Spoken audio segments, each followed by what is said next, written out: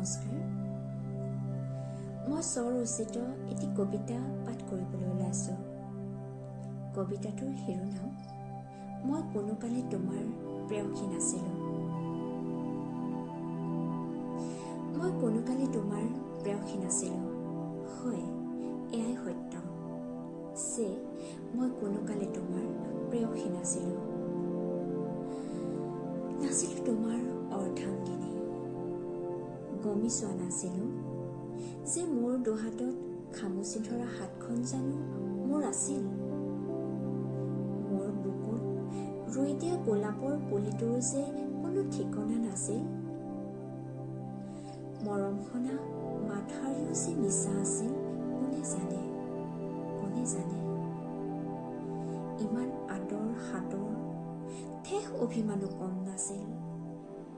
খোজত মিলোৱা খোজৰো যে অকণো পদচিহ্ন নাই। দেহৰ ভাজে ভাজে অংকিত মুদ্ৰাবোৰ কি আছিল, কি আছিল?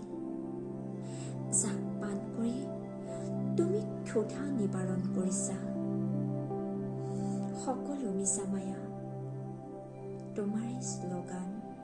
আজি তোমাৰ উজ্জ্বল ভৱিষ্যতলৈ বুলি তুমি ঢাপলি মেলিছা। অতীত জানো তোমাৰ নাছিল? মোৰ যে এতিয়াও সকলোবোৰেই বৰ্তমান।